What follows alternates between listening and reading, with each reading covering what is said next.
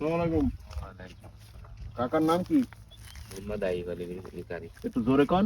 মোহাম্মদ আইব আলী নিকারি। আপনি কি করেন? ঈদের ভাড়ি ব্যবসা। ও, খালি গায়ে বসে রয়েছেন কেন? এখন কাম। কাজ করতে হবে? তাই খালি গায়ে কাজ করবেন, গরমের সময় একটু খারাপ দেখে না? আপনার একটা গেঞ্জি দিই, আব্দুল্লাহ না গেঞ্জিটা পরা দেবো দি। কাকার বাসা কি এখানে?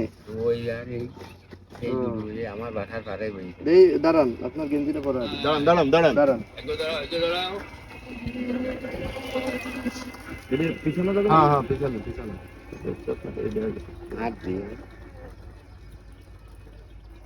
কি আর কি আর পড়া কি আর তুমি ওনাদের দাও। এই এই হাতে এখানে দেন, এইটা পিছনে দেবেন। হ্যাঁ হ্যাঁ, হ্যাঁ ঠিক আছে ঠিক আছে।